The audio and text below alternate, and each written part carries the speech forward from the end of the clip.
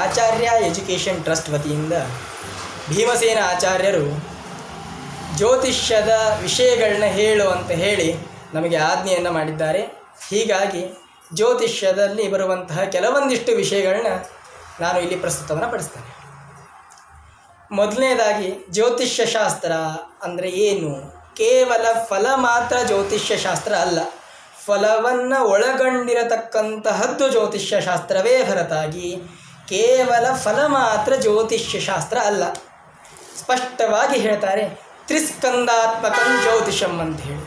3 ಸ್ಕಂದಾತ್ಮಕವಾದಂತಹದ್ದು ಈ ಜ್ಯೋತಿಷ್ಯ ಶಾಸ್ತ್ರ. ಅವು ಸಿದ್ಧಾಂತ, ಸಂಹಿತ, ಹೋರ. ಸಿದ್ಧಾಂತ ವಿಭಾಗದಲ್ಲಿ ಅನೇಕ ಗಣಿತ ಪ್ರಮೇಯಗಳು ಬರ್ತಾವೆ. ಅದರಲ್ಲಿ ಆರ್ಯಭಟೀಯರು, ಭಾಸ್ಕರಾಚಾರ್ಯರು ಅನೇಕ ವಿಷಯಗಳನ್ನಲ್ಲಿ ಮಂಡಿಸ್ತಾರೆ. ಅವು ಏನು ಅನ್ನೋದನ್ನು ನಂತರದ ದಿನಗಳಲ್ಲಿ ನಾವು ನೋಡೋಣ. ಇವಾಗ ಜ್ಯೋತಿಷ್ಯಕ್ಕೆ ಬರುವಂತಹ ಕೆಲವೊಂದು ಆಕ್ಷೇಪಗಳನ್ನು ಒಂದೊಂದಾಗಿ ನೋಡ್ತಾ ಹೋಗೋಣ. ಮೊದಲನೆಯ ಆಕ್ಷೇಪ ಏನು? ಜ್ಯೋತಿಷ್ಯ ಶಾಸ್ತ್ರದ ಪ್ರಕಾರ 27 ನಕ್ಷತ್ರಗಳು 9 ಗ್ರಹಗಳು ಅಷ್ಟೇ ಅಂತ ಹೇಳ್ತಾರೆ. ಪುರಾವೆಗಳು ಅನೇಕ ಸಿಗ್ತಾವ.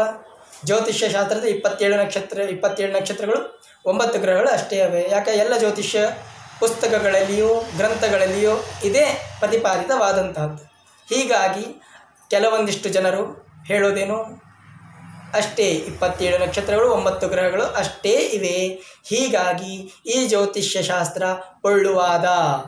ಪ್ರತ್ಯಕ್ಷಂ ಜ್ಯೋತಿಷಂ ಶಾಸ್ತ್ರ ಅಂತ ಹೇಳ್ತೀರಿ. ನಮ್ಮ ಕಣ್ಣಿಗೆ ಅನೇಕ ನಕ್ಷತ್ರಗಳು ಕಾಣಿಸ್ತವೆ.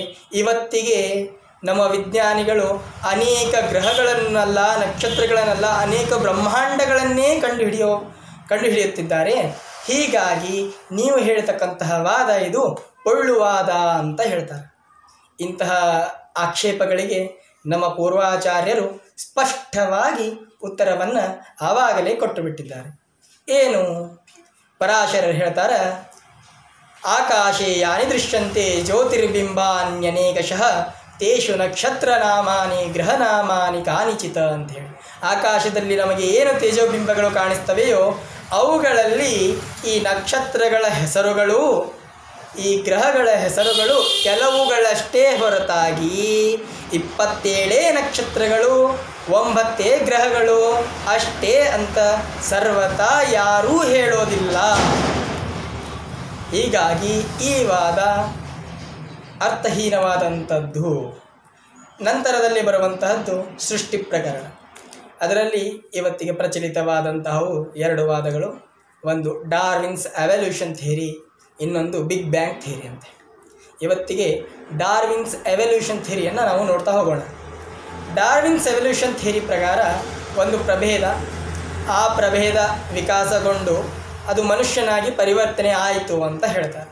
ಈ ಏನು ವಿಕಾಸಗೊಂಡಂತಹದ್ದು ಇದೆಯೋ ಅದರಲ್ಲಿ ಮಧ್ಯದ ಪಳೆಯುಳಿಕೆಗಳು ನಮಗೆ ಇವತ್ತಿಗೂ ಸಹ ಉಪಲಬ್ಧಿ ಇಲ್ಲ. ಹೀಗಾಗಿ ಈ ಒಂದು ಥಿಯರಿಯನ್ನು ನಮಗೆ ಒಪ್ಪಲು ಕಷ್ಟವಾಗ್ತದೆ.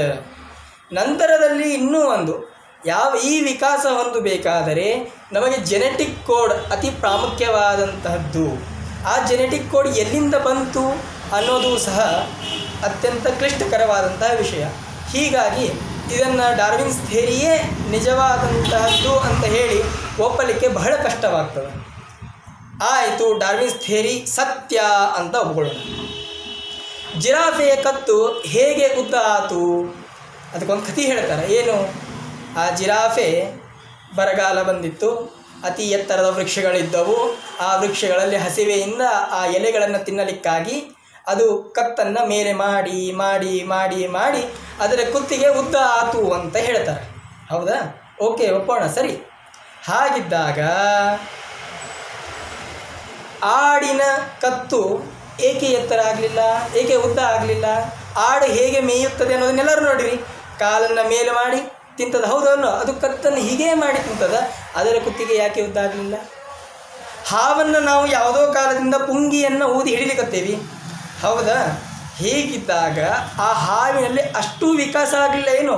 ಪುಂಗಿ ಊದೋದನ್ನು ನನಗೆ ಹಿಡಿಲಿಕ್ಕಾಗಿ ಮಾಡ್ತಾರ, ನಾನು ಅದಕ್ಕೆ ಒಳಗಾಗಬಾರ್ದು ಅನ್ನೋ ಸಾಮಾನ್ಯ ವಿಕಾಸ ಹಾವಿನಲ್ಲಿ ಉಂಟಾಗಲಿಲ್ಲ. ಇದೇ ರೀತಿ ಅನೇಕ ಮನುಷ್ಯ ಪ್ರಭೇದ, ಅದಕ್ಕೆ ಸಂಬಂಧಪಟ್ಟಂತಹ ಅನೇಕ ಪ್ರಭೇದಗಳು ನೋಡ್ತಾ ಹೋದಾಗ ಗೋರಿಲ್ಲಾ, ಕೋತಿ ಇತ್ಯಾದಿಗಳು ಅದಕ್ಕೆ ಸಂಬಂಧಪಟ್ಟಂತಹ ಜೈವಿಕ ವಿಕಾಸವನ್ನು ಹೊಂದಿದೆ ಅಂತ ನಾವು ಹೇಳುವಾಗ ಅವುಗಳಲ್ಲಿ ಯಾಕೆ ವಿಕಾಸ ಆಗಿಲ್ಲ? ಮಂಗನಲ್ಲಿ ಇಷ್ಟೋ ಕಾಲಗಳು ಕಳೆದಾಗ ಬಾಲ ಯಾಕೆ ಇನ್ನೂ ಹಂಗದ? ಯಾಕೆ ಅದರಲ್ಲಿ ಇನ್ನೂ ವ್ಯತ್ಯಾಸ ಆಗಿಲ್ಲ? ಹೀಗಾಗಿ ಈ ರೀತಿಯ ಅನೇಕ ಪ್ರಶ್ನೆಗಳು ಬರುವ ಕಾರಣದಿಂದ ಈ ಡಾರ್ವಿನ್ಸ್ ಥಿಯರಿಯನ್ನು ಒಪ್ಪೋದು ಬಹಳ ಕಷ್ಟ ಆಗ್ತದೆ. ಇದೇ ಪ್ರಸಂಗದಲ್ಲಿ ಒಂದು ಮಾತನ್ನು ಹೇಳಲಿಕ್ಕೆ ಇಷ್ಟಪಡ್ತೇನೆ. ಈ ನಮ್ಮಲ್ಲಿ ಒಂದು ಜನರ ವಿಭಾಗ ಅದ. ಅವರು ಏನು ಮಾಡ್ತಾರೆ, ಪಾಶ್ಚಿಮಾತ್ಯ ವಿಜ್ಞಾನಿಗಳು ಏನಾದರೂ ಒಂದನ್ನು ಪ್ರತಿಪಾದನೆ ಮಾಡಿದ ತತ್ಕ್ಷಣದಲ್ಲಿ ನಮ್ಮವ್ರು ಹೇಳಲಿಕ್ಕೆ ಪ್ರಾರಂಭ ಮಾಡಿಬಿಡ್ತಾರೆ. ಈ ವಿಷಯ ನಮ್ಮ ವೇದಗಳಲ್ಲಿ ಹೇಳಿದ, ಈ ವಿಷಯ ನಮ್ಮ ಶಾಸ್ತ್ರಗಳಲ್ಲಿ ಹೇಳಿದ ಅಂತ ಹೇಳಲಿಕ್ಕೆ ಪ್ರಾರಂಭವನ್ನು ಮಾಡ್ತಾ ಹೋಗಿಬಿಡ್ತಾರೆ. ಅದಕ್ಕೆ ಒಂದು ಎಕ್ಸಾಂಪಲ್ ಎಲ್ಲರೂ ನೀವು ನೋಡಿರ್ತೀರಿ.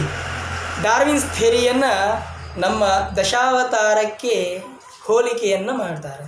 ಯಾವ ರೀತಿ ಮಂಗನಿಂದ ಮಾನವ, ಆಡು ಭಾಷೆಯಲ್ಲಿ ಅದು ಮಂಗನಿಂದ ಮಾನವನ ಒಂದು ಪ್ರಭೇದದಿಂದ ಮನುಷ್ಯನಾಗಿ ಪರಿವರ್ತನೆ ಆಗಿದ್ದು, ಅದನ್ನು ಹೀಗೆ ಮತ್ಸ್ಯ, ಕೂರ್ಮ, ವರಾಹ ಈ ರೀತಿಯಾಗಿ ಹೇಳ್ತಾ ನೋಡ್ರಿ ಹೆಂಗೆ ಎವಲ್ಯೂಷನ್ ಆಯಿತು. ಆ ಎವಲ್ಯೂಷನ್ ಥಿಯರಿ ನಮ್ಮ ಶಾಸ್ತ್ರಗಳಲ್ಲಿ ಹೇಳಿದ್ದು ಡಾರ್ವಿನಿಗಿಂತ ಮೊದಲು ಹೇಳಿದ, ಹೀಗಾಗಿ ನಮ್ಮ ಶಾಸ್ತ್ರ ಶ್ರೇಷ್ಠ ಅಂತ ಹೇಳಿ ಈ ಅರ್ಥಹೀನವಾದಂಥ ಶ್ರೇಷ್ಠತೆ ನಮ್ಮ ಶಾಸ್ತ್ರಕ್ಕೆ ಬೇಕಾಗಿಲ್ಲ. ನಮ್ಮ ಶಾಸ್ತ್ರ ಶುದ್ಧವಾದಂತಹದ್ದು, ಸ್ಫುಟವಾದಂತಹದ್ದು, ಅದು ತ್ರೈಕಾಲಿಕವಾಗಿ ಸಿದ್ಧವಾದಂತಹದ್ದು. ಹೀಗಾಗಿ ಈ ಪಾಶ್ಚಿಮಾತ್ಯರು ಏನೋ ಒಂದನ್ನು ಪ್ರತಿಪಾದನೆ ಮಾಡಿದ ತಕ್ಷಣ ಇದು ನಮ್ಮದು ಅಂತ ಹೇಳೋದು ಇದು ಅರ್ಥಹೀನವಾದಂತಹದ್ದು. ಹಾಗೆಯೇ ಅನೇಕ ವಿಷಯಗಳನ್ನ ನಾವು ನೋಡ್ತಾ ಹೋಗ್ತೇವೆ. ಇವಾಗ ಏನೋ ಸುಬ್ರಹ್ಮಣ್ಯನ್ ಸ್ವಾಮಿ ಅವರು ಹಾಕಿದ್ರು 2017 ಏನು ಹಾಕಿದ್ರು, ಈ ನ್ಯೂಟನ್ಸ್ ಥಿಯರಿ ಏನದಲ್ಲ, ನ್ಯೂಟನ್ಸ್ ಲಾಸ್ ಆಫ್ ಮೋಷನ್ಸ್, ಇದನ್ನು ಕಣಾದರಿಂದ ಅಪಹರಿಸಲ್ಪಟ್ಟಿದ್ದು ಅಂತ ಹೇಳಿದರು. ಹೌದಾ? ಇದೇ ಜನ ಹೇಳ್ತಾರೆ ಗ್ರಾವಿಟೇಷನ್ ಫೋರ್ಸನ್ನು ಭಾಸ್ಕರಾಚಾರ್ಯರು ಕಂಡು ಹಿಡಿದ್ರು ಅಂತ ಹೇಳಿ. ನಮ್ಮಲ್ಲಿ ಒಂದು ಜನರ ಕೆಟಗರಿ ಈ ಭಾಷಣವನ್ನು ಕೇಳೋದು, ಯಾರ್ದೋ ಏನೋ ಒಂದಿಷ್ಟು ಸಂಗ್ರಹಗಳನ್ನು ತಿಳ್ಕೊಳ್ಳೋದು, ಆ ಸಂಗ್ರಹ ತಿಳ್ಕೊಂಡೋದನ್ನು ಅಭ್ಯಾಸ ಮಾಡೋ ಹಾಗಿಲ್ಲ, ಅದನ್ನೇ ಮಂದಿ ಮುಂದೆ ಒದರುತ್ತಾ ಹೋಗ್ಬಿಡೋದು. ಇದು ಒಂದು ರೀತಿಯ ಕೆಟಗರಿ ನಮ್ಮಲ್ಲಿ ಸ್ಥಾಪನೆ ಆಗಿ ಹೋಗ್ಬಿಟ್ಟದು. ಹೀಗೆ ಯಾರು ಹೇಳಿದ್ದು? ಭಾಸ್ಕರಾಚಾರ್ಯರು ಕೇವಲ ಅವ್ರದ್ದು ಸ್ವತಂತ್ರ ಗ್ರಂಥ ಅಲ್ಲ, ಸಂಗ್ರಹ ಗ್ರಂಥ. ಆರ್ಯಭಟೀಯ ಇದು ಸಂಗ್ರಹ ಗ್ರಂಥ. ಹೀಗಾಗಿ ಸಂಗ್ರಹ ಗ್ರಂಥಕ್ಕೂ ಸ್ವತಂತ್ರ ಗ್ರಂಥಕ್ಕೂ ಬಹಳ ವ್ಯತ್ಯಾಸ ಇದೆ. ಅದನ್ನು ನಾವು ತಿಳ್ಕೊಳ್ಳೋಂಗಿಲ್ಲ. ಇವತ್ತು ಕೇವಲ ಹೇಳಿಬಿಡೋದು, ಏನೋ ಬಾಯಿಗೆ ಬಂತು, ನಮಗೆ ಯಾರೋ ಒಬ್ಬರು ಹೇಳಿದರು, ಅದನ್ನೇ ಹೇಳಿಬಿಡೋದು. ಈ ರೀತಿಯಾದಂತಹ ಅಸಮಂಜಸವಾದಂತಹ ವಾದಗಳನ್ನ ಬಹಳ ವಿಪರ್ಯಾಸ ಅನ್ನಿಸ್ತದೆ. ನಮ್ಮ ಜನರೇ ಈ ರೀತಿಯಾದಂಥ ವಾದಗಳನ್ನ ಪ್ರಚೋದನೆ ಮಾಡ್ತಾರೆ. ಹೀಗಾಗಿ ಅಂತಹ ಪೊಳ್ಳು ವಾದಗಳನ್ನ ಪ್ರಚೋದನೆ ಮಾಡೋದಕ್ಕಿಂತ ಸ್ಥಿರವಾದಂತಹ, ಶುದ್ಧವಾದಂತಹ, ಸ್ಫುಟವಾದಂತಹ ನಮ್ಮ ಶಾಸ್ತ್ರವನ್ನು ನಿಷ್ಠೆಯಿಂದ, ವೈಜ್ಞಾನಿಕ ದೃಷ್ಟಿಯಿಂದ ಅಭ್ಯಾಸವನ್ನು ಮಾಡಿ ಸತ್ಸಿದ್ಧಾಂತವನ್ನು ತಿಳಿದುಕೊಂಡು ಅದರಂತೆ ನಡೆಯಬೇಕು ಅಂತ ಹೇಳ್ತಾ ಇವತ್ತಿಗೆ ಈ ವಿಷಯವನ್ನು ಇಲ್ಲಿಗೆ ಮುಗಿಸ್ತೇನೆ. ನಂತರದ ವಿಭಾಗಗಳಲ್ಲಿ ಯಾವ ರೀತಿಯಾಗಿ ಭಾಸ್ಕರಾಚಾರ್ಯರು ತಮ್ಮ ಗಣಿತದಲ್ಲಿ ಏನೇನನ್ನು ಪ್ರತಿಪಾದನೆ ಮಾಡಿದರು, ಆರ್ಯಭಟರು ಯಾವ ರೀತಿಯಾಗಿ ಪ್ರತಿಪಾದನೆ ಮಾಡಿದರು, ಸೊನ್ನೆಯನ್ನು ಕಂಡುಹಿಡಿದು ಆರ್ಯಭಟರು ಅಂತ ಹೇಳಿ ಅನೇಕರು ಹೇಳ್ತಾರೆ, ಅದು ನಿಜವೇ? ಈ ರೀತಿಯಾದಂತಹ ಅನೇಕ ವಿಷಯಗಳನ್ನ ಒಂದೊಂದಾಗಿ ತೆಗೆದುಕೊಂಡು ಹೋಗೋಣ. ನಿಮ್ಮಲ್ಲಿ ಪ್ರಶ್ನೆ ಬರಬಹುದು, ಜ್ಯೋತಿಷ್ಯ ಅಂತ ಹೇಳಿದಿರಿ, ನೀವೇನು ಏನೇನೋ ಹೇಳ್ತಾ ಹೊರಟಿದ್ದೀರಿ ಅಂತ ಹೇಳಿ. ನಾನು ಮೊದಲಿಗೆ ಹೇಳಿದ್ದೇನೆ, ತ್ರಿಸ್ಕಂದಾತ್ಮಕವಾದಂಥದ್ದು ಈ ಜ್ಯೋತಿಷ್ಯ ಶಾಸ್ತ್ರ. ಅದರಲ್ಲಿ ಮೊದಲನೇಗೆ ಬರೋದು ಸಿದ್ಧಾಂತ ಅಂದರೆ ಗಣಿತ ವಿಭಾಗ. ಈ ಗಣಿತ ವಿಭಾಗವೇ ಮೊದಲನೇದಾಗಿ ನಾನು ತೆಗೆದುಕೊಂಡದ್ದು. ಹೀಗಾಗಿ ಇನ್ನೂ ಒಂದು ವಿಷಯ ಹೇಳ್ತೇನೆ. ಹಿಂದಿನ ಕಾಲದಲ್ಲಿ ನಾವು ಘಟಿಕಾ ಯಂತ್ರ ಅಂತ ಬಳಸ್ತೀವಿ. ಸಮಯವನ್ನು ನೋಡಲಿಕ್ಕೆ ಇವಾಗಿನ ಹಾಗೆ ನಮ್ಮ ಹತ್ರ ಗಡಿಯಾರ ಇರಲಿಲ್ಲ, ನಾವು ಘಟಿಕಾ ಯಂತ್ರವನ್ನು ಬಳಸ್ತಿದ್ವಿ. ಅದರಲ್ಲಿ ಜಲಯಂತ್ರ ಮುಖ್ಯವಾದಂತಹದ್ದು. ಈ ಜಲಯಂತ್ರ, ಇವತ್ತಿನ ಕಾಲಕ್ಕೆ ಜಲಯಂತ್ರವನ್ನು ನಾವು ನೋಡ್ತೇವೆ, ಸ್ಯಾಂಡ್ ಕ್ಲಾಕ್, ವಾಟರ್ ಕ್ಲಾಕ್ ಅಂತ ಹೇಳಿಲ್ಲ. ಏನಿದು, ಅವ್ರು ಏನು ಮಾಡ್ತಾರೆ, ಒಂದು ದೊಡ್ಡದಾದ ಪಾತ್ರೆಯನ್ನು ತೊಗೊಂಡು ಅದರಲ್ಲಿ ನೀರು ಹಾಕಿ, ಇನ್ನೊಂದು ಸಣ್ಣ ಪಾತ್ರೆಯನ್ನು ತೊಗೊಂಡು ಅದರಲ್ಲಿ ಒಂದು ರಂಧ್ರವನ್ನು ಮಾಡಿ ಅದನ್ನ ಹಾಕಿ ಅದು ಎಷ್ಟು ಟೈಮಿಗೆ ಮುಳುಗ್ತದಲ್ಲ ಅಷ್ಟು ಸಮಯತ್ತು ಇದು ಜಲಯಂತ್ರ ಅಂತ ನಿಗದಿಪಡಿಸ್ತಾರೆ.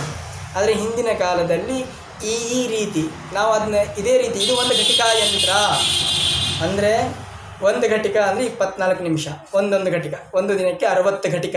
ಈ ರೀತಿಯಾದಂಥ ಮಾನಗಳನ್ನ ನಾವು ಲೆಕ್ಕಕ್ಕೆ ತೆಗೆದುಕೊಳ್ಳಬೇಕಾದರೆ ಅದು ಯಾವ ರೀತಿ ಇತ್ತು, ದೊಡ್ಡ ಪಾತ್ರೆಯ ಒಂದು ಘನ ಎಷ್ಟು, ಅದರ ವಾಲ್ಯೂಮ್ ಎಷ್ಟು, ನಂತರದಲ್ಲಿ ಸಣ್ಣ ಪಾತ್ರೆಯ ಡಯಾಮೀಟರ್, ಆ ರಂಧ್ರದ ಡಯಾಮೀಟರ್ ಎಷ್ಟಿರಬೇಕು ಅನ್ನೋದನ್ನು ಬಹಳ ಸ್ಪಷ್ಟವಾಗಿ ನಾವು ಗಣನೆಯನ್ನು ಮಾಡಬೇಕು.